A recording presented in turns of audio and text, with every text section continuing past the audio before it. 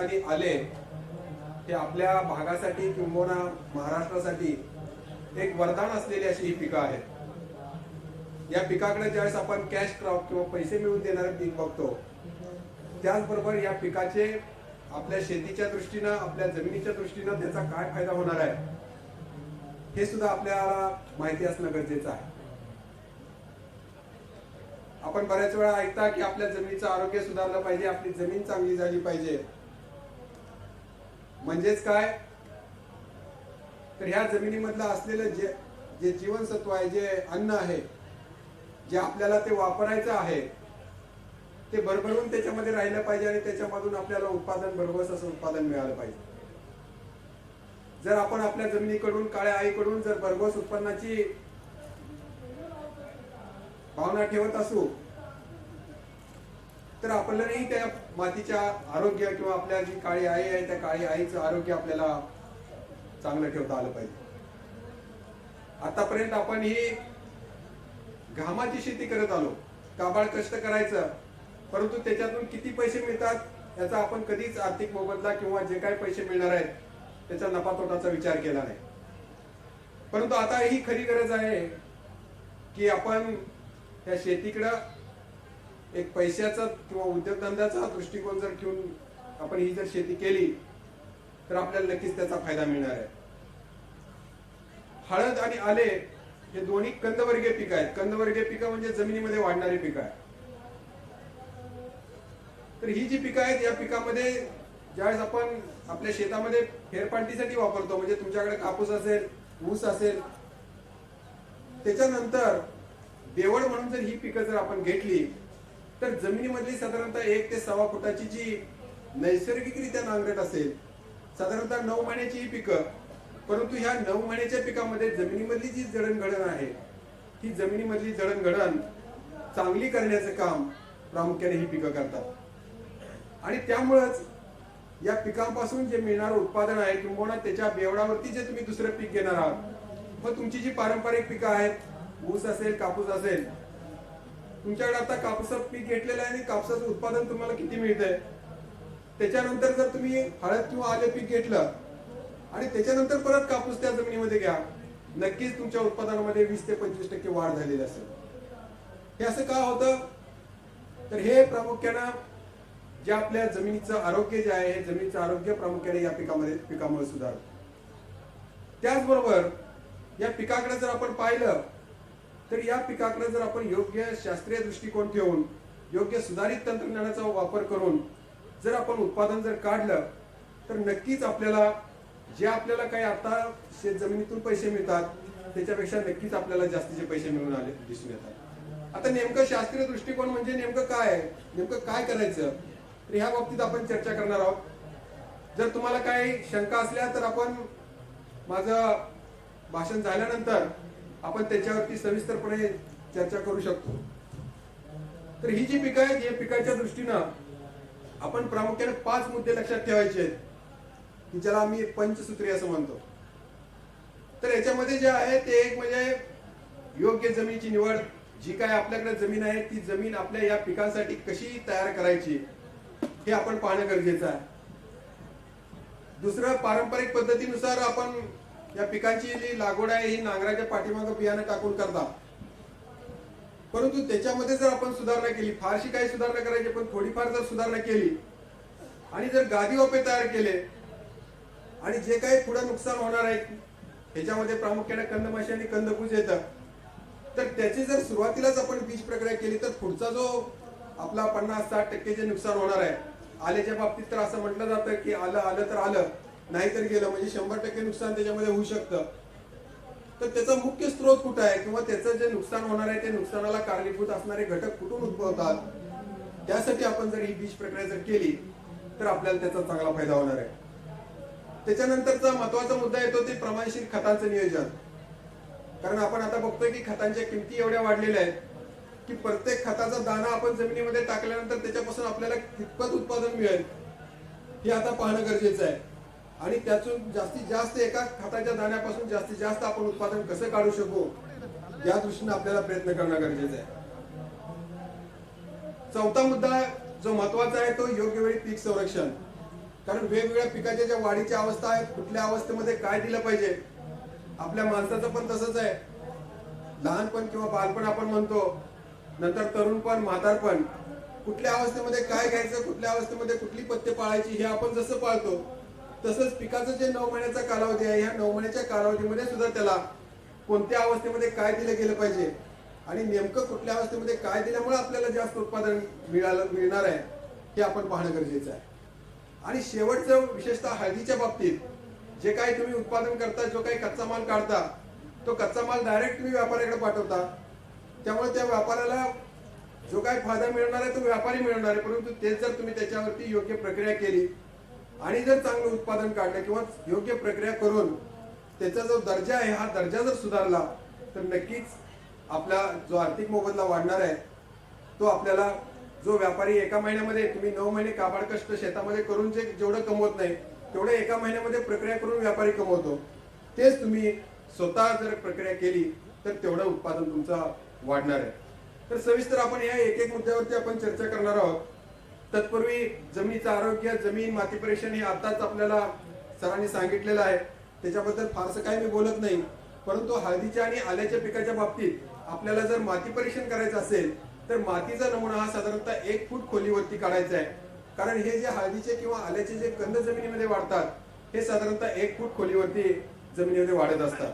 तर त्याच्या दृष्टीने आपल्याला हा मातीचा नमुना काढून, आता याच्यामध्ये काय आपल्याला नेमकं कळतं की जमिनीमध्ये जे कुठले नत्र, स्फुरद, पालाश किंवा जे काही अन्न घटक आहेत त्याची माहिती आपल्याला मिळते. आपल्याला पिकाला लागणारे कुठले घटक आहेत ते आपल्याला माहित आहे. म्हणजे आपल्या जमिनीमध्ये कुठले घटक आहेत, त्याच्यामध्ये कुठली कमतरता आहे हे जर आपल्याला कळालं तर आपल्याला नेमकं पिकाला कुठलं लागणार आहे ते आपण त्याच्यामधून देऊ शकतो आणि मग आपल्याला उत्पादन जे आहे ते उत्पादनामध्ये वाढ करता येते. त्याच्यामध्ये पूर्व मशागत किंवा जे काही हळदीचे भाग आहेत याचा आपण जर विचार सोडला तर हे सगळ्यात महत्वाचं जे आहे ते हळदीच्या पिकाच्या वाढीच्या अवस्था. कारण ह्या पिकाच्या वाढीच्या अवस्था कशा आहेत, 9 महिन्याचा जो कालावधी आहे किंवा आल्याच्या पिकाच्या वाढीच्या अवस्था कशा आहेत, हळद आणि आल्याच्या बाबतीत जवळपास सर्व वाढीच्या अवस्था असतील किंवा जे काही लागवडीच्या पद्धती असतील ते सारखंच आहे. जिथं काही वेगळेपण असेल तिथं मी तुम्हाला त्याच्याबद्दल सविस्तर सांगेनच. याच्याबद्दल जर सर्वात पहिला तुम्ही बघितलं तर इकडच्या बाजूला हळदीची वाढ किंवा हळदीची उंची आपल्याला दिसते. साधारणतः 1 फुटापासून ते 6 फुटापर्यंत हळदीची उंची वाढते आणि त्याचा जो हळदीचा कालावधी आहे हा कालावधी 9 महिन्याचा आहे. याच्यामध्ये पहिली जी अवस्था आपल्याला दिसते ही पहिली अवस्था म्हणजे साधारणतः आपण जे बीज रोपण करतो. आता लागवड कधी करायची, कारण त्याच्यासाठी आपल्याला लागतो तो तापमान, म्हणजे 35 ते 40 डिग्री सेल्सिअसचं तापमान ज्यावेळेस आपल्याकडे असतं त्यावेळेस याची उगवण जी आहे किंवा याची जी वाढ आहे हिची वाढ चांगली होते. मग नेमकं हे तापमान कधी असतं तर आपल्याकडच्या नागपूर सारख्या भागामध्ये साधारणतः जून पर्यंत आपल्याकडे 35 ते 40 डिग्री सेल्सिअसच्या दरम्यान तापमान असतं. तर जून पर्यंत जर आपण त्याच्यावरती ह्या ज्या पिकांची जर लागवड आपण केली तर आपल्याला त्याचा फायदेशीरपणा दिसून येतो. साधारणतः लागवड केल्यापासून 1.5 महिन्यामध्ये ह्या पिकांची पूर्ण वाढ होते.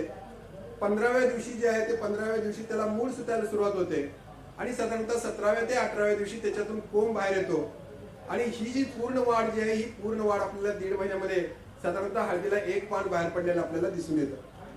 त्याच्यानंतरची जी दुसरी अवस्था आहे ह्या दुसऱ्या अवस्थेमध्ये म्हणजे 1.5 महिन्यापासून ते साधारणतः 5 ते 5.5 महिन्यापर्यंत हे हळदीच्या पानांची वाढ किंवा हळदीला जे फुटवे येणार आहेत किंवा आल्याला जे फुटवे येणार आहेत किंवा हळदीच्या जी पानांची संख्या जी राहणार आहे ही त्या महिन्यामध्ये ठरली जाते. तर हे साधारणतः 1.5 महिन्यापासून ते 5.5 महिन्यापर्यंत त्याला शाकीय अवस्था असं म्हटलं जातं. आता ह्या अवस्थेमध्ये आपल्याला नेमकं काय बघायचं आहे की आपली हळदीची पानं जी आहेत ती हळदीची पानं रुंद कशी होतील किंवा त्याला फुटव्यांची संख्या आहे ती फुटव्यांची संख्या मर्यादित पण चांगली कशी, जोमदार कशी वाढतील किंवा पुढे जे हळकून त्याला सुटणार आहेत ते हळकून किती पद्धतीने आणि कशा पद्धतीने चांगले सुटतील हे आपल्याला या अवस्थेमध्ये पाहायचं आहे. त्याच्यानंतरची जी तिसरी अवस्था आहे ही 5.5 महिन्यापासून ते 7 महिन्यापर्यंत ही या पिकाची तिसरी अवस्था आहे. ह्या अवस्थेमध्ये काय होतं नेमकं तर ह्या अवस्थेमध्ये प्रामुख्याने जे काही फुटवे आलेले आहेत किंवा ज्या फुटव्यांच्या खाली जे कंद म्हणतो त्याला आपण अंगठागड्डे म्हणतो किंवा बगलगड्डे म्हणतो, तर ह्या बगलगड्ड्यांना हळकुंड सुटण्याचं काम हे साधारणतः 5.5 महिन्यापासून ते 7 महिन्यापर्यंत होत असतं आणि 7व्या महिन्यापासून 9व्या महिन्यापर्यंत आता बघा इथं खरी गफलत होते आपल्या शेतकऱ्यांची कारण 7व्या महिन्यापासून ते 9व्या महिन्यापर्यंत ही हळदीच्या पानांची वाढ झालेली आहे, आल्याच्या पानाची वाढ झालेली आहे. आपल्या शेतकऱ्यांचा समज काय असतो की हे जमिनीत कंद वाढतात म्हणजे जमिनीतलं अन्न घेते तिथंच साठवतंय, तर हे असं अजिबात नाही. 7 महिन्यामध्ये जे काही पानामध्ये साठवलेलं अन्न आहे हे सर्व अन्न खाली कंदाकडे टाकल्याला सुरुवात होते. म्हणजेच ही 7व्या महिन्यापासून ते 9व्या महिन्याची जी अवस्था आहे ती खूप महत्वाची आहे. जर तुम्ही काढणी जर लवकर केली म्हणजे जर 8 महिन्याचं पीक असताना जर काढलं तर तुमचं 40% अन्न हे तुम्ही पानाच्या वाटे किंवा पानामधून जे आहे ते पानामधून आपण नष्ट करणार आहोत. तर त्यासाठी 9 महिने पूर्णतः शेतामध्ये आपलं हे जे पीक आहे पीक राहणं गरजेचं आहे. त्याच्यानंतर हे जे 7व्या महिन्यामध्ये पर्यंत जी काय आपल्या हळदीची पानं आहेत ती किंवा आल्याची पानं आहेत ती हिरवीगार कशी राहतील. कारण जर आपण एक हळदीचं रोप घेतलं तर एका रोपाला साधारणतः 17 ते 18 पानं आपल्याला हळदीची आलेली दिसतात. त्यातली पहिली 3 पानं आपण सोडून देतो कारण ती पहिली 3 पानं साधारणतः 2-2.5 महिन्यामध्ये वाळून जातात. तर राहिलेली जी 13 ते 14 पानं आहेत त्या 13 ते 14 पानापासून म्हणजे प्रत्येक पानापासून आपल्याला सरासरी 80 ते 90 ग्रॅम ही ओली हळद मिळाली पाहिजे. तरच आपल्याला जे आपलं चांगलं उत्पादन जे आहे ते चांगलं उत्पादन आपण या पद्धतीने काढू शकतो. तर त्या दृष्टीने आपलं पान मोठं कसं होईल, साधारणतः पान मोठं म्हणजे किती पाहिजे तर त्या पानाची लांबी ही साधारणतः 1 ते 6 फूट पाहिजे. पानाची लांबी मोजताना आपण त्याची देठापासून मोजतो. ताग डेंजरसारखी जर हिरवळीची पिकं जर आपल्याला घ्यायची असेल तर ती साधारणतः जानेवारी फेब्रुवारीच्या पहिल्या आठवड्यामध्ये ती लावली गेली पाहिजे. उशिरा फेब्रुवारीचा पहिला आठवडा आणि साधारणतः 45 दिवसामध्ये ती जमिनीमध्ये गाडली गेली पाहिजे. तर अशा पद्धतीने आपण हे सेंद्रिय खतांचा वापर त्याच्यामध्ये करायचा आहे. आता शेणखताचा वापर साधारणतः 10 ते 12 टन प्रति एकरी शेणखताचा वापर किंवा सेंद्रिय खतांचा वापर या पिकासाठी करावा असं आम्ही सांगतो. परंतु आता पूर्वीसारखी सेंद्रिय खत किंवा शेणखत आहे ते शेणखत उपलब्ध होत नाही. तर मग त्याला काय पर्याय आहेत का, त्याला सुद्धा पर्याय आहेत. आपल्याकडे बाजारामध्ये वेगवेगळे पेंडीचं मिश्रण मिळतं. लिंबोळी पेंड असेल, करंज पेंड असेल, तर या पेंडी साधारणतः एकरी 8 क्विंटल पर्यंत आपण या पिकासाठी वापरू शकतो. त्याचबरोबर गांडूळ खताचा चांगला पर्याय आपल्याकडे उपलब्ध आहे. साधारणतः 1.5 ते 2 टनापर्यंत प्रति एकरी गांडूळ खत आपण वापरू शकतो. आपल्या शेतामध्ये जो काही पाला निघणार आहे किंवा जे काही घाण निघणार आहे त्याच्यावरती जर आपण योग्य पद्धतीने गांडूळ प्रक्रिया केली तर हे चांगल्या पद्धतीचं गांडूळ खत आपण या पिकासाठी वापरू शकतो. कोंबडी खताच्या बाबतीत आहे, कोंबडी खत आपण या पिकासाठी वापरू शकतो. फक्त एक काळजी घ्यायची आहे, कारण कोंबडी खतामध्ये उष्णता असते. आपला लागवडीचा हंगाम जो आहे तो लागवडीचा हंगाम साधारणतः उष्णता ज्या टेम्परेचर जे आहे ते टेम्परेचर 35 ते 40 डिग्री सेल्सिअसच्या दरम्यान असतं त्यावेळेस आपण लागवड करतो. आणि अशा वेळी जर आपण कोंबडी खत जर सुरुवातीला जर याच्यामध्ये जर वापरलं तर जमिनीमध्ये एक उष्मांक तयार होतो आणि त्यामुळं हे जे कंद सड आहेत किंवा कंदातला पाण्याचा जो अंश आहे तो पाण्याचा अंश बाहेर ओढला जातो आणि त्यामुळे परत आपण पाणी दिलं की परत ते कंद पाणी ओढतात आणि मग कंद सडायला सुरुवात होते. तर त्यासाठी काय करायचंय, कोंबडी खत जर आपल्याला वापरायचं असेल तर शेतामध्ये साधारणतः 2 ते 2.5 टनाचा 1 एकरसाठी असा ढीग टाकायचा. त्याच्यावरती पाणी इतकं मारायचं की त्याच्यातून पाणी वाहून गेलं पाहिजे, ते पाणी शेतामध्येच मुरलं पाहिजे. आणि मग ज्यावेळेस पावसाळा सुरुवात होते त्यावेळेस आपण हे जे खत आहे हे कोंबडी खत आपण शेतामध्ये विस्कटलं तरी चालू शकतो. तर अशा पद्धतीने वेगवेगळे सेंद्रिय खतं जी काय आपल्याकडे उपलब्ध होतील ती खतं आपण वापरू शकतो. ऊस कारखान्याचं प्रेसमड कंपोस्ट आहे ते जर चांगल्या पद्धतीचं कुजलेलं असेल तर ते एकरी 4 ते 5 टनापर्यंत आपण हे प्रेसमड कंपोस्ट सुद्धा या पिकासाठी वापरू शकतो. साधारणतः उभी आणि आडवी नांगरट अशासाठी करायची आहे की जमीन जेवढी भुसभुशीत असेल तेवढं त्याच्यामध्ये ही जी पिकं आहेत ही पिकं जमिनीमध्ये चांगली वाढतात. जर तुम्ही मातीचा ढेकूळ घेतला आणि लोण्याचा गोळा घेतला, मातीच्या ढेकळामध्ये जर सहजासहजी बोट घालायचा प्रयत्न केला तर तो जात नाही. का तर त्याला काहीतरी जोर लावायला लागतो. परंतु जर लोण्याचा गोळा घेतला आणि त्याच्यामध्ये जर बोट घातलं तर ते सहजासहजी जातं. तेच तत्व या पिकासाठी आहे. जर तुमच्या कंदांची वाढ व्यवस्थित व्हायची असेल तर त्याला जेवढा प्रतिकार कमी तेवढे त्याचे कंद जे आहेत ते कंद जमिनीमध्ये चांगले पोचणार आहेत किंवा चांगले वाढणार आहेत. तर त्या दृष्टीने आपली जमीन भुसभुशीत होण्याच्या दृष्टीने आपण उभी आणि आडवी नांगरट करायची आणि 2 नांगरटीमध्ये साधारणतः 1 महिन्याचं अंतर ठेवायचं आहे. शेवटच्या नांगरटीच्या वेळेस आपण जी काही रासायनिक खतं आहेत किंवा जी काही सेंद्रिय खतं आहेत बेसल डोस मधली ती आपण द्यायची आहे. त्याच्यानंतर मग प्रश्न येतो की जातींचा, की वेगवेगळ्या जाती जशा आपल्याला इतर पिकामध्ये आहेत तशाही या पिकामध्ये सुद्धा वेगवेगळ्या जाती आहेत. या जातींची निवड नेमकी कशी करायची, तर याच्यामध्ये पहिली जी जात आहे ती फुले स्वरूपा. ही जात आमच्या महात्मा फुले कृषी विद्यापीठाने 2004 साली विकसित केलेली आहे. या जातीचं वैशिष्ट्य असं आहे की हळद जर आपण हातामध्ये घेतली तर आपण जर पाहिलं तर हळदीला एक प्रकारचा रंग असतो. तो कोणता रंग असतो, कोणता रंग असतो, पिवळा रंग असतो. तर तो पिवळा रंग कशामुळे येतो, तर त्याच्यामध्ये असलेला कुर्कुमिन नावाचा घटक. आतापर्यंत आपण आयुर्वेदामध्ये बघतो आहोत की हळदीला महत्व आहे, आपल्या घरच्या घरी आपण औषधामध्ये त्याचा वापर करतो. तर ह्या सर्वाला जबाबदार असा घटक कुठला आहे, तर तो कुर्कुमिन. जर हे कुर्कुमिन जर आपण हळदीपासून वेगळं केलं तर हळद ही पांढरी होते. म्हणजेच हे कुर्कुमिन जेवढं जास्त तेवढा बाजारामध्ये ज्यावेळेस आपण हळद विकायला जातो त्यावेळेस व्यापारी काय करतो की हळद मधून मोडतो, आतल्या गाभ्याचा रंग किती गडद आहे किंवा किती गडद पिवळा आहे त्याच्यावरती दर ठरला जातो. आणि हा जो दर ठरवण्याचा जो प्रामुख्याने जो घटक आहे तोच म्हणजे कुर्कुमिन. जसं ऊसामध्ये साखरेची रिकव्हरी बघितली जाते तसे हळदीमध्ये कुर्कुमिनची रिकव्हरी पहिल्यांदा बघितली जाते. तर त्याच्यामध्ये जर आपण पाहिलं तर ह्या फुले स्वरूपा जातीमध्ये 5.25% हे कुर्कुमिनचं प्रमाण आहे. म्हणजे ज्यावेळेस आपण 100 किलो हळद घेऊ त्या 100 किलो हळदीपासून आपल्याला 5.25 किलो हे कुर्कुमिन मिळतं. त्याचबरोबर दुसऱ्या या जातीचा असा फायदा आहे की या जातीची जर आपण हळद पावडर केली तर इतर बाजारामध्ये जे काही तुम्हाला हळद पावडर आता दिसतील त्याच्यामध्ये गडद पिवळ्या रंगाची अशी हळद ही आपल्याला दिसेल.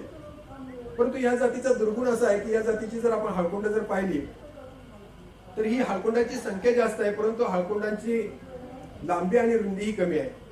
म्हणजे जसं कुर्कुमिनचं प्रमाण वाढतं तस तसा हळदीचा आकार आणि त्याची लांबी जी आहे ती लांबी कमी होत जाते.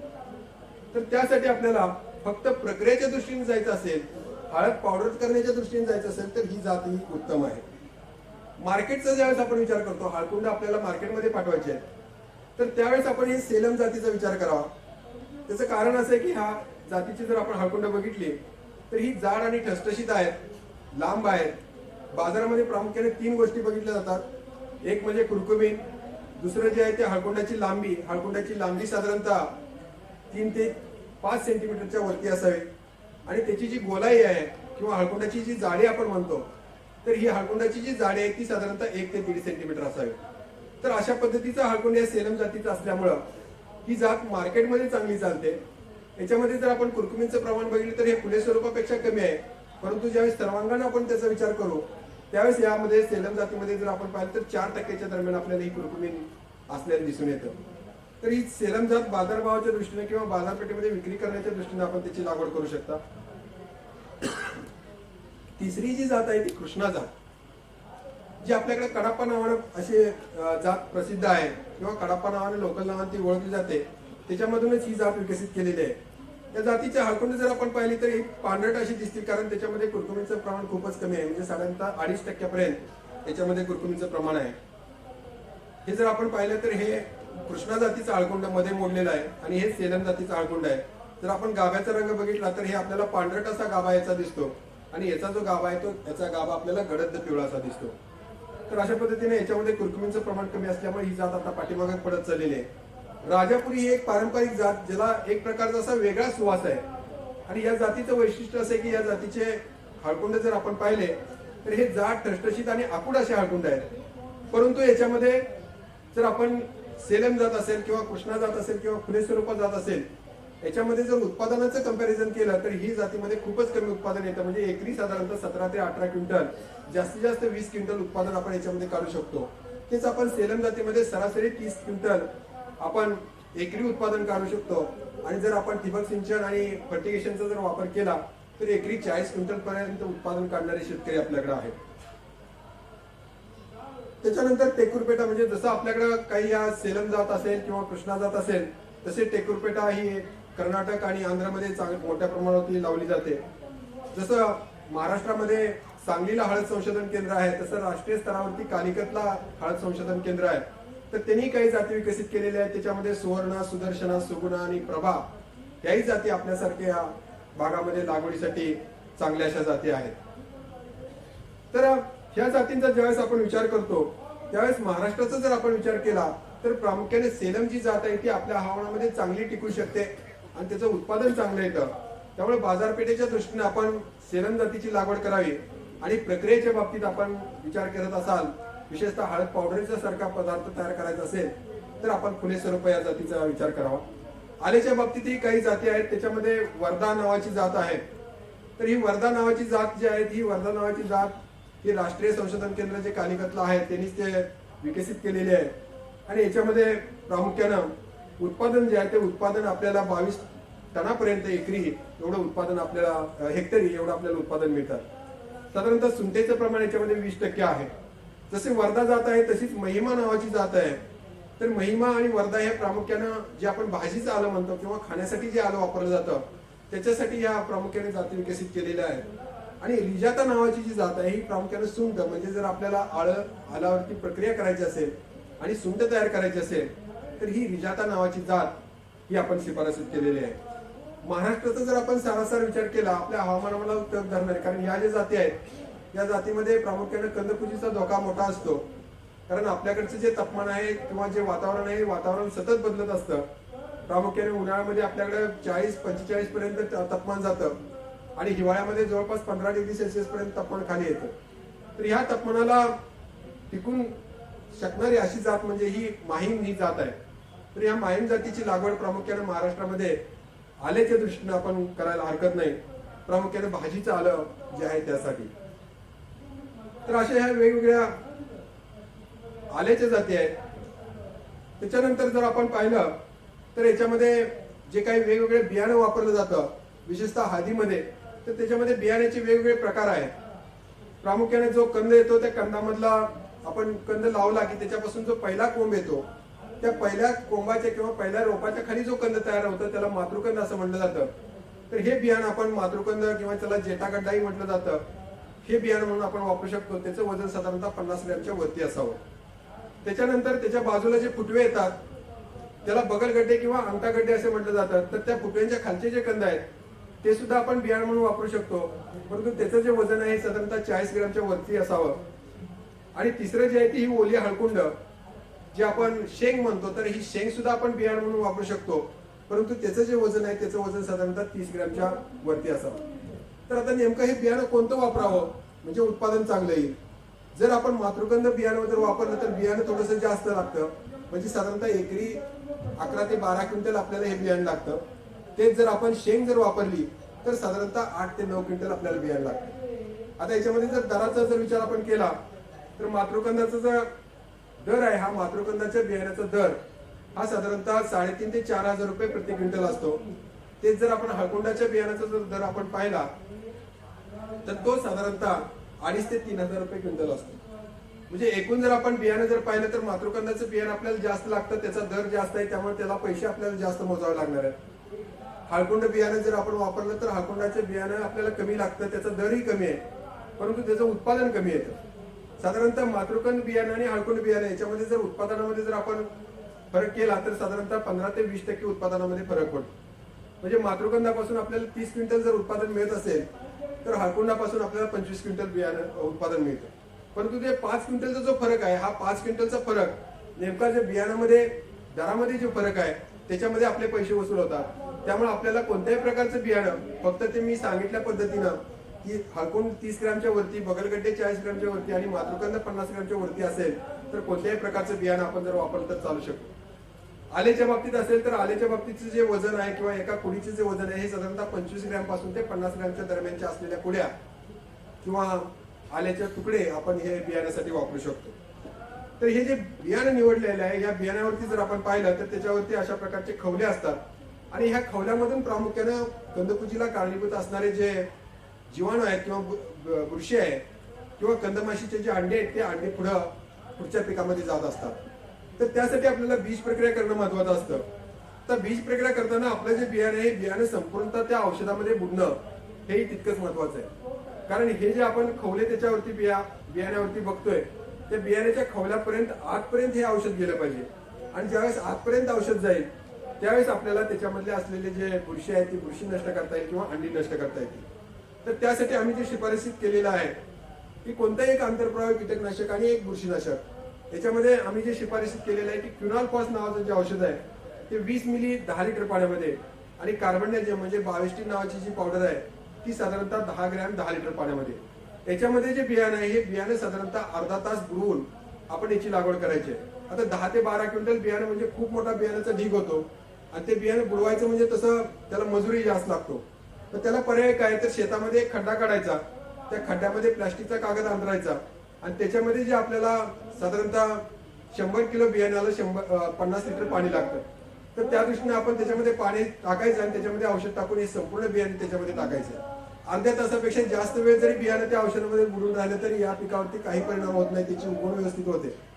त्यामुळं अशा पद्धतीने शेतामध्ये खड्डा करून त्याच्यामध्ये बियाणे टाकलं आणि लागवडीला आपण हळूहळू जर वापरलं तर त्याच्यावरती जी प्रक्रिया करण्यासाठी जास्तीचा जो मजूर लागतो तो मजूर आपल्याला कमी करता येतो. ही जर औषधं मिळत नसतील तर डायमिथोट किंवा रोगर जे आहे हे साधारणतः 10 मिली किंवा डायथेनियम 45-25 ग्रॅम हे जर आपण 10 लिटर पाण्यामध्ये वापरलं तर आपल्याला चांगल्या पद्धतीने हे जे बियाण्याचं निर्जंतुकीकरण जे आहे ते बियाण्याचं निर्जंतुकीकरण आपण करू शकतो. त्याचबरोबर मी मगाशी सांगितलं की ज्यावेळेस आपण मातीचं आरोग्य बघतो किंवा जमिनीचं माती परीक्षण करून घेतो त्यावेळेस आपल्याला अहवाल मिळतो. त्याच्यामध्ये नत्र, स्फुरद, पालाश एवढे प्रमाण आहे. नत्राचं प्रमाण साधारणतः 100 ते 150 किलो आहे किंवा स्फुरदाचं प्रमाण 15 ते 20 किलो आहे.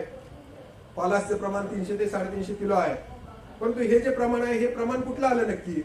म्हणजे आतापर्यंत जी काही आपण शेतामध्ये खतं टाकत आलेलो आहोत ती 100% खतं पिकांनी वापरलीच नाही. म्हणजे नेमकं काय झालं तर जी काही आपण खतं टाकत आलो ती खतं जमिनीमध्ये फिक्स झाली. फिक्स झाली म्हणजे काय? तुमचं बँकेमध्ये फिक्स डिपॉझिट असतं. म्हणजे एकदा पैसे टाकले आपण फिक्स डिपॉझिटमध्ये की लगेच काढू शकतो का? काढू शकत नाही. त्याला काय तर 5-6 वर्षाचा कालावधी जावा लागतो. तसंच या खतांच्या बाबतीत पण आहे. जी आपण खतं जी टाकलेली आहेत ही खतं फिक्स झालेली आहेत तर ती फिक्स झालेली खतं आपल्या पिकाला कशी उपलब्ध करून द्यायचं? म्हणजे जर आपण जेवायला बसलो आणि ताटामध्ये जर आपल्याला गहू दिला, डाळ दिली आणि तांदूळ दिली आणि जेव्हा म्हटलं तर आपण जेवू शकणार आहे का? डायरेक्ट आपण तांदूळ खाऊ शकत नाही. खाल्ला तर एका दुसरा दाणा, गव्हाचा एका दुसरा दाणा. तेच जर गव्हाची चपाती बनवली, तांदळाचा भात बनवला किंवा डाळीचं वरण बनवलं तर आपण आपल्या ताटामध्ये जेवढं काही वाढलेलं आहे तेवढं सगळं आपण खाऊ शकतो. तसंच या पिकांच्या बाबतीत आहे. हे अन्न जमिनीमध्ये आहे परंतु ती कशाच्या स्वरूपात आहे? गव्हाच्या स्वरूपात आहे किंवा तांदळाच्या स्वरूपात आहे किंवा डाळीच्या स्वरूपात आहे. म्हणजे ते पीक जे आहे ते पीक ते अन्न खाऊ शकत नाही. तर त्यासाठी काय करणं गरजेचं आहे? तर त्यासाठी आपल्याकडे जैविक खतं मित्रांनो उपलब्ध आहे. तर ही जैविक खतं म्हणजे आपल्याला एक वरदान आहे. म्हणजे जमिनीतलं जे अन्न आहे हे अन्न त्या पिकाला उपलब्ध करून देण्याचं, म्हणजे गव्हाची चपाती बनवण्याचं किंवा डाळीचं वरण बनवण्याचं किंवा तांदळाचा भात बनवण्याचं काम जसं गृहिणी करते तशा पद्धतीने ही जी जीवाणू खतं आहेत ही जीवाणू खतं हे जमिनीमध्ये असलेला नत्र, स्फुरद, पालाश पिकाला उपलब्ध करून देण्याचं काम करतात. तर ही जी जीवाणू खतं आहेत ही जीवाणू खतं जर आपण या पिकासाठी जर वापरली, विशेषतः हळदी किंवा आल्याच्या कंदवर्गीय पिकासाठी आपण अझोस्पेरिलम नावाचं जे जीवाणू आहे हे जमिनीमधला जो नत्र आहे तो नत्र उपलब्ध करून देण्याचं काम करतं. दुसरं जे स्फुरद विरघळणारे जीवाणू त्याला पीएसबी असं म्हटलं जातं. तर हे जे पीएसबी आहे ते पीएसबी सुद्धा आपण या पिकामध्ये वापरू शकतो. आणि आता के मोबिलायझर म्हणजे जो जमिनीमधला जो पोटॅश आहे हा पोटॅश आपल्या पिकाला उपलब्ध करून देण्यासाठी एक के मोबिलायझर आपण वापरू शकतो. त्याचबरोबर व्यायाम सुद्धा आपल्याकडे आता उपलब्ध आहेत. व्यायाम म्हणजे ही एक अशा प्रकारची बुरशी आहे की जमिनीमध्ये खोलवर गेलेले जी खतं आहेत ती जमिनीवरती खोलवर गेलेली खतं वरती पिकाला, कारण आपल्या हळदीची जर मुळं आपण पाहिली तर साधारणतः खाणारी जी मुळं आहेत म्हणजे जमिनीतलं अन्न जी घेणारी जी मुळं आहेत ती साधारणतः 1 ते 6 फुटापर्यंत आहे. आणि ती जे 1 ते 6 फुटातली मुळं आहेत त्याच्या खाली जे खत गेलेलं आहे ते खत उपलब्ध करून देण्याचं काम हे व्यायाम करतं. तर हे किती वापरायचं हे आपण 2 प्रकारे शेतामध्ये वापरू शकतो. एक तर बीज प्रक्रिया करून किंवा दुसरं आपण जे सेंद्रिय खत वापरणार आहे ते सेंद्रिय खतामध्ये मिसळून. जर बीज प्रक्रिया करायची असेल, आपल्याला रासायनिक बीज प्रक्रिया करायची, जैविक बीज प्रक्रिया करायची, दोन्ही बीज प्रक्रिया करायची असतील तर पहिल्यांदा रासायनिक बीज प्रक्रिया करून घ्यायची आहे. साधारणतः 2 ते 3 दिवस अगोदर आपण रासायनिक बीज प्रक्रिया केली आणि लावते वेळी ही जी जैविक बीज प्रक्रिया ही जैविक बीज प्रक्रिया जर केली तर आपल्याला त्याचा फायदा होतो. कोणत्याही परिस्थितीत पहिल्यांदा जीवाणूची प्रक्रिया आणि नंतर रासायनिक बीज प्रक्रिया करायची नाही, कारण हे जीवाणू एक प्रकारचा जीव आहे. जर ते त्याच्यावरती जर तुम्ही रासायनिक औषध जर चोळलं किंवा रासायनिक औषधामध्ये जर ते बुडवलं तर हे जीवाणू नष्ट होऊन जाण्याचा धोका असतो. तर त्यासाठी आपल्याला ही जी बीज प्रक्रिया करायची ही लावते वेळी करायची आहे. बीज प्रक्रिया केल्यानंतर जेवढ्या लवकर तुम्ही जमिनीशी त्याचा संपर्क आणाल तेवढं त्याचा जीवाणूंचं जे कार्य आहे ते जीवाणूंचं कार्य लगेच सुरू होणार आहे. त्याचं प्रमाण किती वापरायचं? साधारणतः अझोस्पायरलियम किंवा पीएसबी जे आहेत हे 25 ग्रॅम 1 लिटर पाण्यामध्ये बीज प्रक्रियेसाठी वापरायचे आहे. आणि जे के मोबिलायझर आहेत ते साधारणतः 1 ते 1.5 मिली प्रति लिटर पाण्यामध्ये वापरायचे. त्याच्यामध्ये बियाणं आपण 10 मिनिटं बुडवून जर लागवड केली तरी चालू शकतं. जर आपल्याला डायरेक्ट शेतामध्ये जर वापरायचे असतील तर एकरी 5 किलो या प्रमाणामध्ये आपण अझोस्पायरलियम किंवा पीएसबी शेणखतामध्ये मिसळून या पिकासाठी वापरू शकतो. आणि जे के मोबिलायझर आहे ते साधारणतः 1.5 ते 2 लिटर आपण या पिकासाठी वापरू शकतो. तर अशा पद्धतीने आपण या जैविक खतांचा अंतर्भाव आपल्या पिकामध्ये करावे. त्यामुळे त्याच्यामध्ये आपल्याला नक्कीच उत्पादनामध्ये वाढ झालेली आपल्याला दिसून येईल. त्याच्यानंतर येतं ते लागवडीच्या पद्धती. मी सांगितले की आपल्याकडे विशेषतः विदर्भामध्ये या पिकांची जी लागवड केली जात होती ही नांगराच्या पाठीमागं जे कंद आहेत ते कंद टाकले जातात. आता याच्यामध्ये नेमका तोटा काय होतो, नेमकं चुकतं कुठं, ज्यावेळेस तुम्ही मशागत करता आणि नांगर फिरवता, नांगर फिरवल्यानंतर जर नांगराच्या खालची बाजू म्हणजे जी सरी पडणार आहे ते सरीच्या खालची वरची माती पडलेली आपण काढत गेलो आणि खालीपर्यंत जर आपण गेलो तर 1 फुटामध्ये आपल्याला असा भाग दिसेल की तिथं आपण जसं सिमेंटने गिलावा करतो तशा पद्धतीचं गुळगुळीत झालेलं दिसेल आणि एक प्रकारचे कठीण खाबर झालेलं दिसेल. म्हणजे तिथं जर आपला कंद जर पडला तर त्या कंदापासून जे मुळे येणार आहेत त्या मुळांची शक्ती कुठं वाया जाणार आहे, ते जे खापर झालेलं आहे किंवा कठीण भाग झालेला आहे तो कठीण भाग फोडण्यामध्ये जातो आणि मग तुमचं उत्पादन जे आहे ते एकरी साधारणतः 12-13 जास्तीत जास्त 14 क्विंटल आपल्याला मिळतं. परंतु तोच जर भाग खुसखुशीत असेल आणि ते जर कंद व्यवस्थित जर वाढले तर त्याच्यामध्ये आपल्याला उत्पादनामध्ये त्याची जी शक्ती त्या जमीन पोखरण्यामध्ये किंवा जमीन फोडण्यामध्ये जाणार आहे ती आपल्याला कंदामध्ये रूपांतरित करता येते आणि मग उत्पादनामध्ये वाढ होते. तर याच्यामध्ये आपल्याला 2 परंपरा पद्धती आपण वापरू शकतो. ज्यांना सोड पद्धतीने किंवा पाटाने पाणी द्यायचं आहे त्यासाठी सरी वरंबा पद्धत आणि ज्यांना आधुनिक सिंचन म्हणजे ठिबक सिंचन किंवा तुषार सिंचनचा वापर करायचा आहे त्यांनी रुंद वरंबा किंवा गादी वापा पद्धत. तर याच्यामध्ये पहिली जी सरी वरंबा पद्धत आहे या पद्धतीमध्ये साधारणतः 2.5 ते 3 फुटाची ही अशा पद्धतीने सरी सोडायची आहे. ज्या 2 सरी मधलं अंतर हे 2.5 ते 3 फूट आपण ठेवायचं आहे आणि वरंब्याच्या दोन्ही बाजूला साधारणतः 1/4 वरचा भाग सोडून आपण हे जे कंद आहेत हे कंद 1-1 फूट अंतरावरती आपण त्याचे कंदाची लागवड करायची. हे जर आपण पिकाच्या बाबतीत पाहिलं तर ही अशा पद्धतीने आपल्याला ही सरी दिसते आणि ह्या वरंब्याच्या दोन्ही बाजूला आपल्याला हे जे कंद आहेत हे कंद लावलेले आपल्याला दिसून येतात. आता ह्या 2 पद्धतीमध्ये म्हणजे रुंद वरंबा पद्धत आणि सरी वरंबा पद्धत याच्यामध्ये जर आपण कंपॅरिझन केलं तर सरी वरंबा पद्धतीमध्ये आपल्याला बियाणं जास्त लागतं. त्याचं कारण याची हेक्टरी किंवा एकरी जी झाडांची संख्या आहे एकरी झाडांची संख्या ही साधारणतः 28 ते 30 हजार ही या हळदीच्या कंदांची किंवा झाडांची संख्या असते. हे कुठल्या सरी वरंबा पद्धतीनं ज्यावेळेस आपण 3 फुटाची सरी सोडतो आणि वरंब्याच्या दोन्ही बाजूला 1 फुटावरती या कंदाची लागवड करतो. परंतु तेच जर आपण गादी वाफ्यावरती जर लागवड केली तर आपल्याला बियाणं कमी लागतं. साधारणतः एकरी आपले 23,000 कंद हे आपले बसतात. त्यामुळे बियाणं कमी लागतं आणि अंतर जे आहे ते अंतर जास्त होतं. साधारणतः 1 फूट बाय 1 फुटावरती आपण लागवड करतो तर 2 ज्यावेळेस गादी वाफे आपण सोडतो ते 2 गादी वाफ्यामधलं जे अंतर आहे हे 2 गादी वाफ्यामधलं अंतर आपण 4.5 ते 5 फूट सोडतो. आता हे 4.5 ते 5 फूट अंतर का सोडतो तर आपल्याला प्रामुख्याने तुम्ही बघितलं असेल की हळदीमध्ये मजूर कधी जास्त लागतो, एक तर लागवडीच्या बाबतीत, दुसरं भरणी करण्याच्या बाबतीत आणि तिसरं काढणी करण्याच्या बाबतीत. याच्यामध्ये मजुरीवरती खर्च जो आहे तो मजुरीवरती खर्च प्रामुख्याने यावेळी जास्त होतो. तेच जर आपण हा मजुरीवरचा जो खर्च आहे मजुरीवरचा खर्च जर आपल्याला कमी करायचा असेल आणि जर मेकॅनायझेशन किंवा आपल्या शेती जर यांत्रिकीकरण करायचं असेल तर हे जे गादी वाफे आहेत 4.5 ते 5 फुटाचे अशा पद्धतीने गादी वाफे आणि मध्ये एक लॅटरल साधारणतः गादी वाफेची उंची जी आहे ती 1 ते 6 फूट, वरची जी रुंदी आहे ती गादी वाफेची रुंदी साधारणतः 2 फूट आणि मग या बरोबर लॅटरलच्या दोन्ही बाजूला आपण हे जे कंद आहेत ते कंद अर्धा फूट अंतर ठेवून जर लावले तर हे जे कंद आहेत हे कंद आपल्याला चारी बाजूला हळकुंड जे आहे ते चारी बाजूला हळकुंड वाढलेली दिसतील. ते जर आपण सरी वरंबा पद्धतीमध्ये जर पाहिलं तर या सरी वरंबा पद्धतीमध्ये काय होतं, ज्यावेळेस प्रत्येक वेळी आपण पाटाने पाणी सोडत असतो त्यावेळेस पाटाने पाणी जर आपण सोडलं तर हे सरीच्या बाजूला जे कंद येणार आहेत किंवा जे हळकुंड सुटणार आहेत ते हळकुंड उघडी पडली जातात आणि एकदा हळकुंड उघडी पडली तर तुम्हाला शेतामध्ये फिरताना दिसले असेल की ती हिरवी पडतात. हिरवी जर हळकुंड झाली की त्याची जी वाढ आहे त्याची वाढ संपूर्णतः थांबली जाते.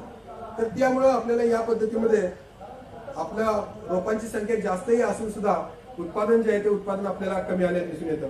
आता याच्यामध्ये जर आपण गादी वाफा पद्धतीने जर लागवड केली असेल तर आपल्याला यांत्रिकीकरण करता येणं शक्य आहे.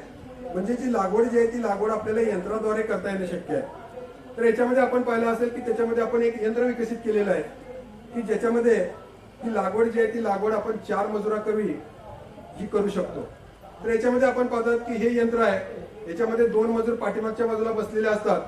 त्याच्यामध्ये हा जो आहे तो ट्रॅक्टर हे मशीन जे आहे ते मशीन ओढत आहे हे वरती कंद ठेवलेले आहेत आणि हे कंद जे आहेत हे कंद फक्त या फिरणाऱ्या चक्कीमध्ये 2 मजूर ठेवतायत। आता ह्या 2 कंदामधली जे अंतर आपल्याला 1 फूट पाहिजे आहे, हे 1 फूट अंतर या चक्कीचा फिरण्याचा जो वेग आहे त्याच्यानुसार आपण हे कंदाचं अंतर ठेवू शकतो।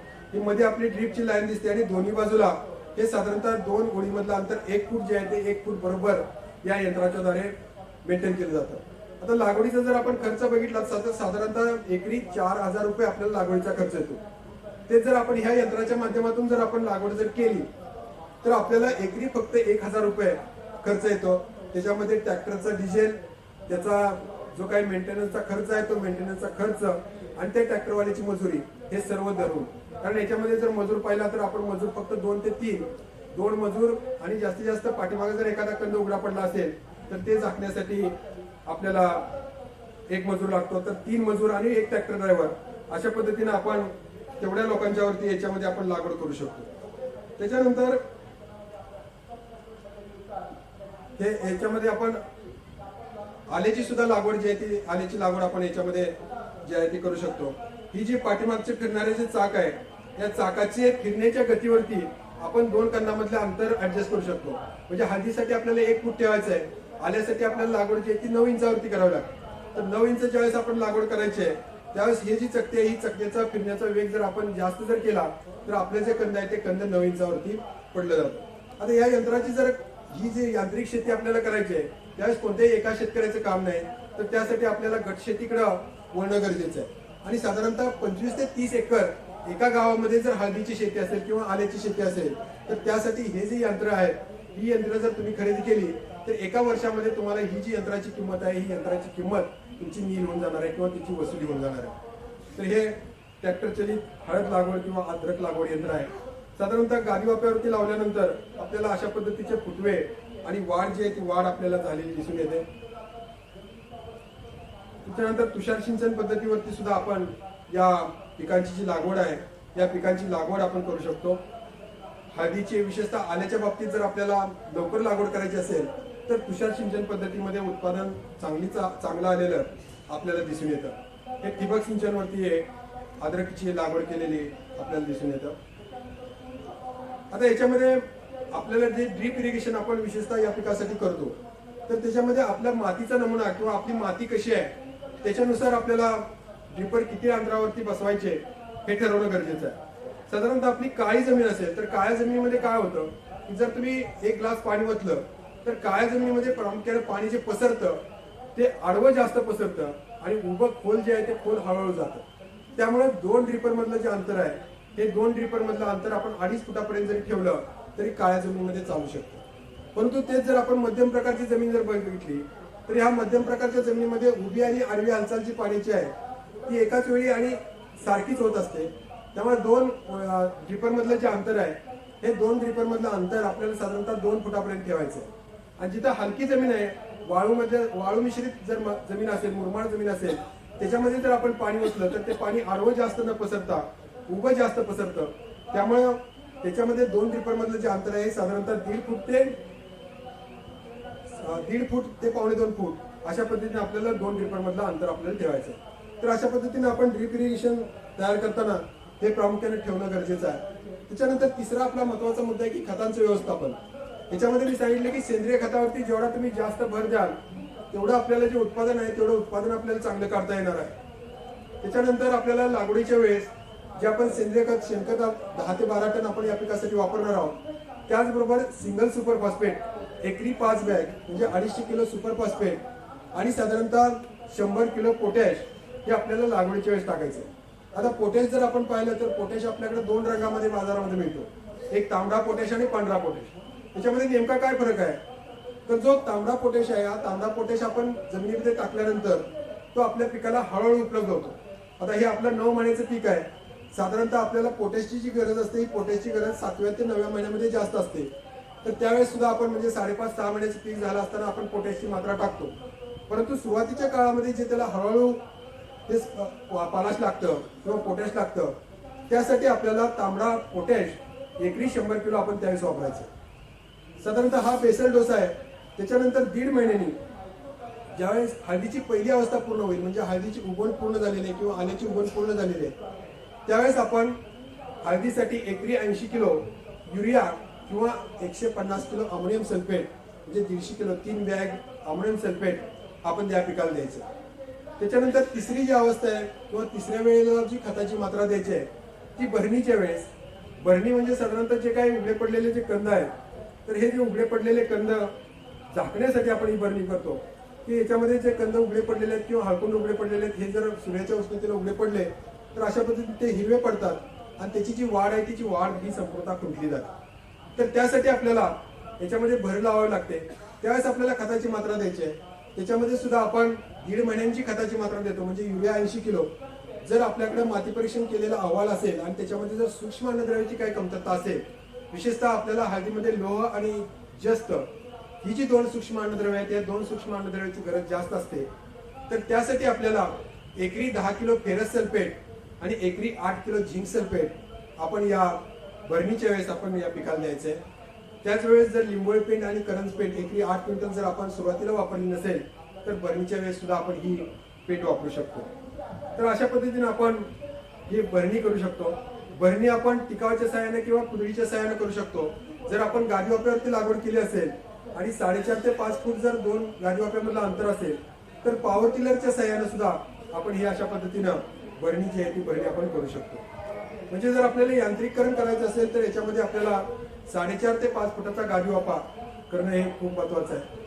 त्याचबरोबर त्याच्यामध्ये आपण काही आंतरपिकाची सुद्धा लागवड करू शकतो. म्हणजे पहिल्या 4 महिन्यामध्ये जी काही आंतरपिकं आहेत, विशेषतः झेंडू असेल किंवा मिरची असेल, ज्यांची मुळे 1 फुटापेक्षा खोलवर जातात, म्हणजे साधारणतः 1.25 फूट 1.5 फुटापर्यंत खोल जातात किंवा सोटमूळ वर्गीय ज्याची मुळं आहेत, अशा पद्धतीची पिकं आपण आंतरपीक म्हणून याच्यामध्ये वापरू शकतो. झेंडूचा वापर आपण आंतरपीक म्हणून केल्यामुळे काय होतो तर जे पिकामध्ये सूत्रकृमींचा प्रादुर्भाव होतो, हा सूत्रकृमींचा प्रादुर्भाव कमी करण्याच्या दृष्टीनं आपल्याला या झेंडू पिकाचं खूप महत्व आहे. त्याच्यानंतर पहिल्या 4 महिन्यामध्ये, कारण हळकुंड ऍक्च्युली हळदीला जे हळकुंड सुटण्याचं काम होतं हे साधारणतः 5.5 महिन्यापासून पुढे सुरुवात होते. तर पहिल्या 4 महिन्यामध्ये जर आपण आंतरपिकं काढून घेतली तर आपल्याला एक बोनस उत्पादन या आंतरपिकाचं मिळू शकतं आणि त्याच्यामुळे आपल्याला चांगला नफा याच्यामध्ये मिळू शकतो. काही घेवडा जो आहे तो घेवडा सुद्धा आपण याच्यामध्ये आंतरपीक म्हणून घेऊ शकतो. 9305 जी सोयाबीनची जात आहे, ही सोयाबीनची जात सुद्धा आपण याच्यामध्ये आंतरपीक म्हणून घेऊ शकतो. त्याचबरोबर हे जे पीक आपण हळदीचं जर पीक पाहिलं तर ते सावलीमध्ये म्हणजे 25% सावलीमध्ये चांगलं वाढतं. तुमच्या शेताच्या बांधाला जर झाड असेल तर त्या झाडाखालची जी हळद आहे ती हळद चांगली वाढलेली तुम्हाला दिसेल. त्याचं कारण म्हणजे 25% जर सावली त्याच्यामध्ये पडत असेल तर ही हळद आणि आले पिकं चांगली वाढतात. तर त्यासाठी तुमच्याकडे तूर घेतली जाते किंवा एरंड घेतली जाते. तर ही तूर किंवा एरंड साधारणतः 4 ते 5 मीटर अंतरावरती एक बी अशा पद्धतीने जर आपण शेतामध्ये जर खोवलं किंवा ते जर टोकलं तर आपल्याला या पिकाला सावली मिळते आणि ऍडिशनल उत्पादन आपल्याला या पिकापासून मिळू शकतं आणि त्याच्या सावलीमुळे या हळदीच्या किंवा आल्याच्या पिकाला फायदा होतो. त्याचबरोबर ऊसामध्ये किंवा जे आपल्याकडे संत्रा बागा असतील, आता आमच्याकडे द्राक्ष बागेमध्ये हे हळद आंतरपीक घेतलं जातं. तर असे ऊसामध्ये किंवा द्राक्ष बागामध्ये किंवा डाळिंब पिकं आहेत तर याच्यामध्ये मधल्या पट्ट्यामध्ये जी मोकळी जागा राहते त्याच्यामध्ये ही जी हळद आहे ती हळद आपण आंतरपीक म्हणून घेऊ शकतो. त्याच्यानंतर चौथा जो मुद्दा येतो तो पीक संरक्षणाचा. याच्यामध्ये मी सांगितले की प्रामुख्याने कंदमाशी ही प्रमुख कीड याच्यावरती आहे. कंदमाशी नेमकी ओळखायची कशी तर ही अशा पद्धतीची माशी असते, त्याच्या पंखावरती 2 काळे ठिपके असतात. अशा प्रकारची माशी आपल्या शेतामध्ये साधारणतः जून महिन्यापासून ते सप्टेंबर-ऑक्टोबर महिन्यापर्यंत दिसायला सुरुवात होते. आता ही जी माशी आहे ही माशी आपल्याला डायरेक्ट हानिकारक नाही किंवा ती काही डायरेक्ट नुकसान पोचवत नाही, परंतु ह्या माशीने जे अंडी घातलेली आहेत त्या अंड्यातून साधारणतः एक माशी 125 ते 150 अंडी घालते आणि त्या अंड्यातून ज्या आळ्या बाहेर पडतात ह्या ज्या आळ्या आहेत ह्या आळ्या मात्र आपल्या पिकाला हानिकारक आहेत. त्यामुळे आपल्या शेतामध्ये ही माशी दिसायला सुरुवात झाली की साधारणतः आठवड्यामध्ये ही माशी 125 ते 150 अंडी घालते आणि अंडी घातल्यानंतर साधारणतः 10 ते 12 दिवसामधून त्याच्यातून ह्या आळ्या बाहेर पडतात. माशी दिसायला लागली की मग जर आपण शेतामध्ये जर फोरेट सारख्या दाणेदार फोरेट किंवा त्याला तुम्ही थिमेट म्हणता, हे जर थिमेट आपण एकरी 10 किलो जर शेतामध्ये टाकलं, कारण आपल्याकडे जून ते सप्टेंबर या कालावधीमध्ये पाऊस सुरुवात झालेले असते, जर आपण फवारणी जर केली तर फवारणी केल्यामुळं जे काही औषध आहे ते औषध धुवून जाण्याची, पावसामुळे औषध धुवून जाण्याची शक्यता असते. तर त्यासाठी फोरेट जे आहे हे फोरेट जर आपण एकरी 10 किलो पर्यंत आपण जर शेतामध्ये टाकलं तर आपल्याला ही जी आळी आहे ती आळी आपल्याला नष्ट करता येते. दुसरं, ही आळी साधारणतः खाण्याचं काम किती दिवस करते तर 21 ते 30 दिवसापर्यंत ही अळी खाण्याचं काम करते, म्हणजे कंद कुरतडण्याचं काम करते. आणि एकदा तुमचा कंद कुरतडला की त्याच्यामधून मग दुय्यम बुरशी आतमध्ये शिरते. आणि ही दुय्यम बुरशी कंद सडायला सुरुवात कधी करते तर नोव्हेंबर डिसेंबर मध्ये, म्हणजे ज्यावेळेस आपलं पीक नेमकं काढणीच्या तयारीत असतं त्यावेळेस आपल्याला कंदकुज लागलेले किंवा कंदसड झालेले दिसायला. त्याची सुरुवात मात्र ही जून जुलैमध्ये झालेली असते. तर त्यासाठी आपल्याला त्या कंदमाशीचं नियंत्रण करणं गरजेचं आहे. त्याच्यानंतर पानावरती आपल्याला अशा प्रकारचे पांढरे चट्टे दिसतात. तर हे कोणतंही एक आंतरप्रवाही कीटकनाशक जर आपण फवारलं तर हे प्रामुख्याने रस शोषणारी जी कीड आहे ते पान सुरळीमध्ये असताना त्याच्यामधून रस शोषते. तर अशा पद्धतीचं पानावरती चट्टे आपल्याला दिसतात. आणि ज्यावेळेस पान पूर्ण उघडलं जातं त्यावेळेस हे चट्टे आपल्याला दिसतात. आणि त्यामुळे काय होतं की मी सांगितलं की जर आपलं एक जर पान करपलं किंवा एका जर पानाचं नुकसान झालं तर आपलं 80 ते 90 ग्रॅम ओल्या हळदीचं नुकसान होणार. तर त्यासाठी ते नुकसान होऊ नये यासाठी आपल्याला या पानावरती कीड किंवा रोग 7 महिन्यापर्यंत तरी कमीत कमी आली नाही पाहिजे, त्या दृष्टीने काळजी करण्याच्या दृष्टीने आपण डायमिथोएट किंवा रोगर सारखं 1.5 मिली प्रति लिटर पाण्यामध्ये घेऊन जर आपण फवारणी केली किंवा क्विनॉल जे बीज प्रक्रियेसाठी आपण वापरतोय तो 2 मिली प्रति लिटर पाण्यामध्ये घेऊन जर फवारणी केली तर आपल्याला या किडीचा बंदोबस्त करता येतो. तर पाने खाणारी अळी आपण जर शेतामध्ये पाहिलं तर एका सरळ रेषेमध्ये छिद्र असलेली अशा प्रकारची पानं आपल्याला शेतामध्ये दिसतात. हे कशामुळे दिसतं तर पान सुरळीमध्ये असताना किंवा पान भोंगावस्थेमध्ये असताना ही अळी हे पान कुरतडतं आणि पान ज्यावेळेस पूर्ण उघडतं त्यावेळेस आपल्याला अशी नक्षी काढल्यागत एका सरळ रेषेमध्ये ही छिद्र दिसतात. तर त्यासाठी आपण कार्बारिन सारखं औषध जे आहे ते 2.5 ते 3 ग्रॅम प्रति लिटर पाण्यामध्ये घेऊन जर फवारणी केली तर आपल्याला या अळीचा बंदोबस्त करता येतो. तर ही एक रस शोषणारी कीड आहे. पानाच्या पाठीमागच्या बाजूला रस शोषते, त्यामुळे वरच्या बाजूला तांबूस पान दिसतं. बऱ्याच वेळा आपली गफलत होते की ते तांबेरा आहे असं समजतो आणि आपण बुरशीनाशक वापरतो, परंतु ते कमी होत नाही. तर हे प्रामुख्याने जर ते पान आपण पाठीमागच्या बाजून जर पाहिलं तर ही अशा प्रकारची बारीक कीड आपल्याला दिसते. ती सुद्धा रस शोषणाऱ्या किडीसाठी जी आपण औषधं वापरतो रोगर किंवा क्विनॉल, त्यामुळे ही कीड आपल्याला नियंत्रित करता येऊ शकते. कुमणी ही एक नवीन कीड आता या पिकाकडे येऊ लागलेली आहे. तर ही कीड काय करते तर हळदीच्या कंदाला इजा पोचवत नाही, परंतु हळदीचं जे मूळ आहे ते किंवा आल्याचं जे मूळ आहे ते मूळ कुरतडते आणि मुळं कुरतडल्यामुळं हळद पिवळी पडते. आणि जर आपण हळदीचं रोग जर उपसलं तर ते सहजासहजी आपल्या हातामध्ये येतं. तर याच्या नियंत्रणासाठी आपण मेटारायझिन नावाची जी बुरशी आहे ही मेटारायझिन नावाची बुरशी एकरी 2.5 किलो या प्रमाणामध्ये जर आपण वापरली तर आपल्याला त्याचा नियंत्रण करता येऊ शकतं. नंतर सूत्रकृमी जे आपल्याला डोळ्यांना दिसत नाहीत परंतु कंद जे आहेत ते कंद पंक्चर करायचं आणि त्याच्यातनं रस शोषणाचं काम करतात. तर त्याचं नियंत्रण आपण झेंडूसारखी पिकं आंतरपिकं म्हणून लावायची. किंबहुना जर आपल्याला आंतरपीक घ्यायचं नसेल तर साधारणतः प्रत्येक बोंड्यावरती एक आपण झेंडूचं रोप जरी लावलं तरी त्याच्या मुळाकडे ही सूत्रकृमी आकर्षित होतात आणि मग हळदीवरचा जो त्याचा भार आहे तो भार आपल्याला कमी झालेला दिसतो. नंतर कंदकुज हा जो रोग आहे हा प्रामुख्याने मी सांगितलं की कंदाला ज्यावेळेस इजा होते म्हणजे ते खुरपणीच्या वेळेस असेल किंवा भर देण्याच्या वेळेस असेल किंवा कंदमाशीसारख्या अळीच्या उपद्रवामुळे ही जी झीज आहे ती झीज झालेली किंवा कुरतडलेली जर असेल तर त्याच्यामधून बुरशी आतमध्ये शिरते आणि ही जी बुरशी आहे ही बुरशी संपूर्णतः कंद सडून टाकते. तर याच्या नियंत्रणासाठी आपण ट्रायकोडर्मा प्लस नावाची जैविक बुरशी ही प्रतिबंधात्मक म्हणून विकसित केलेली आहे. प्रतिबंधात्मक म्हणजे रोग येऊ नये किंवा रोग यायच्या अगोदर आपल्याला ही वापरायची आहे. म्हणजे लागवडीपासून लगेच दुसऱ्या तिसऱ्या दिवशी एकरी 4 ते 5 किलो या प्रमाणामध्ये जर आपण 2 वेळा लागवड केल्यानंतर आणि भरणीनंतर 15 दिवसांनी जर आपण वापरली तर हे जे कंदकुज आहे ही कंदकुज आपल्याला टाळता येऊ शकते. त्याच्यानंतर आल्यामध्ये सुद्धा ही कंदकुज प्रामुख्याने मोठ्या प्रमाणावर येते. तर त्याच्यासाठी सुद्धा आपल्याला प्रतिबंधात्मक म्हणून आपण हे ट्रायकोडर्मा प्लसचा वापर आपण करू शकतो. आल्यामध्ये दुसरी एक कंदकुज येते ती बॅक्टेरियल किंवा जीवाणूमुळे. नेमकी बुरशीमुळे कंदकुज आलेली आहे का जीवाणूमुळे कंदकुज आलेली आहे हे ओळखायचं कसं तर एका स्वच्छ काचेच्या ग्लासमध्ये आपण पाणी भरून घ्यायचं आहे आणि त्या पाण्यामध्ये जे काही आल्याचं रोप असेल किंवा हळदीचं रोप जे सडायला लागलेलं आहे त्याचा खालचा भाग कापून जर त्या पाण्यामध्ये जर आपण बुडवला तर अशा पद्धतीने दुधाचा थेंब ज्यावेळेस आपण पाण्यामध्ये टाकतो त्यावेळेस जसा ढगाळ किंवा पांढरट भाग आपल्याला दिसतो तशा पद्धतीचं पाण्यामध्ये पांढरट धार झालेली आपल्याला जर दिसली तर ही बॅक्टेरियल किंवा जीवाणूमुळे ही कूज आहे हे लक्षात घ्यायचं आहे. आणि त्यासाठी मग आपण स्ट्रिप्टोसायक्लिन किंवा बॅक्टेरियानाशक जे औषधं आहेत त्या औषधांचा आपण वापर करायचा आहे. त्याच्यानंतर करपा जो आहे तो हा करपा प्रामुख्याने हळदीवरती आणि आल्यावरती येतो.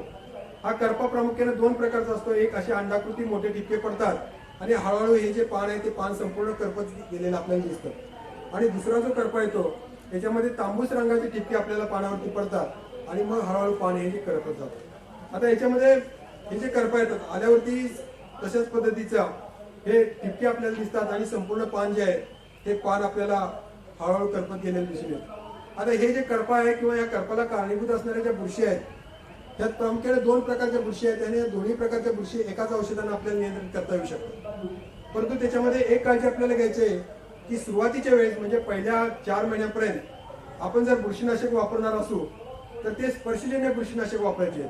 स्पर्शजन्य बुरशीनाशक म्हणजे कोणती? ब्ल्यू कॉपर किंवा कॉपर ऑक्झीक्लोराइड हे साधारणतः 2.5 ते 3 ग्रॅम किंवा M45 किंवा Z78 ही जी औषध आहेत ही औषध आपण 2.5 ते 3 ग्रॅम प्रति लिटर पाण्यामध्ये घेऊन सुरुवातीच्या 4 महिन्यामध्ये वापरायचे आहेत। आणि नंतरच्या 4 महिन्यामध्ये जर यावरती करपाचा प्रादुर्भाव होत असेल तर त्यावेळेस मात्र आपल्याला आंतरप्रवाही बुरशीनाशक जे टिल्ट आहे ते साधारणतः 1 मिली किंवा फॉलिक्युअर आहे, फॉलिक्युअर साधारणतः 1 मिली प्रति लिटर पाण्यामध्ये किंवा रिडोमिल आहे, रिडोमिल आपण 2 ग्रॅम प्रति लिटर पाण्यामध्ये घेऊन त्याची फवारणी करू शकतो। जर आपण सुरुवातीला आंतरप्रवाही बुरशीनाशकांचा वापर केला आणि नंतर जर आपण स्पर्शजन्य बुरशीनाशकांचा वापर केला तर आपल्याला कोणत्याही प्रकारचा करपा हा नियंत्रित करता येत नाही। बऱ्याच वेळा लोकांचा प्रॉब्लेम आता असेल की सुरुवातीला टिलची फवारणी केली असेल आणि आता कोणतेही औषध फवारलं तरी हा करपा नियंत्रणात येत नाही। तर त्यासाठी आपण सुरुवातीला स्पर्शजन्य बुरशीनाशकांचा वापर करा। हे झाले प्रामुख्याने लागवडीच्या बाबतीत। शेवटचा आणि महत्त्वाचा मुद्दा आहे की काढणी नेमकी कधी करावी? तर साधारणतः 8.5 ते 9 महिन्याचे हे पीक आहे। 8 महिने पूर्ण झाले की काळी जमीन असेल, भारी जमीन असेल तर तिथं पाणी बंद करायचं। जिथं हलकी जमीन आहे तिथं 8.5 महिने पूर्ण झाल्यानंतर पाणी बंद करायचं। पाणी बंद केल्यानंतर पाला जो आहे तो पाला असा वाळायला सुरुवात होतो। साधारणतः जेवढा जास्त पाला वाळेल तेवढा पाल्यातलं अन्न जे आहे ते अन्न खाली कंदामध्ये उतरेल। जेवढं जास्त कंदामध्ये अन्न उतरेल तेवढं आपल्याला जे उत्पादन आहे ते उत्पादन आपल्याला चांगलं मिळणार। तर साधारणतः 8.5 महिन्याने पाणी बंद करून आपण पहिल्यांदा पाला काढून घ्यायचा आहे। आल्याच्या बाबतीतही असा संपूर्ण पाला वाळल्यानंतर आपण पाला कापून घ्यायचा आहे। किंबहुना आलं जर आपण 1.5 वर्षापर्यंत ठेवू शकतो। 1.5 वर्षापर्यंत जर आलं आपण ठेवलं असेल आणि अचानक जर बाजारभाव वाढला आणि जर आपल्याला आलं काढायचं असेल तर आपण यांत्रिक पद्धतीने आल्याचे पाला, त्याला ग्रास कटर किंवा ब्रश कटर असं म्हटलं जातं, त्यानं आपण आल्याचा पाला जो आहे तो पाला कापून घेऊन त्याची जी काढणी आहे ती काढणी आपण करू शकतो। आता याच्यामध्ये पारंपरिक पद्धतीमध्ये आपण आल्याची जी काढणी आहे किंवा हळदीची जी काढणी आहे ही हळदीची काढणी प्रामुख्याने आपण टिकावाच्या साह्यानं किंवा कुदळीच्या साह्याने जी आहे ती कुदळीच्या साह्याने आपण केली जाते। परंतु याच्यामध्ये काय होतं की 100%च हळद निघल किंवा आलं निघल हे असं होत नाही। तर त्याच्यासाठी आपण आता यांत्रिकीकरण किंवा यंत्राद्वारे जर आपण गादीवाफ्यावरती जर लागवड केली असेल तर यंत्राद्वारे जी हळद आहे किंवा आलं आहे ते आलं आपण काढू शकतो। तर याच्यामध्ये सुद्धा जर आपण यंत्र पाहिलं तर याच्या पुढे ब्लेड आहेत, साधारणतः 1 फुटाचे ब्लेड आहेत।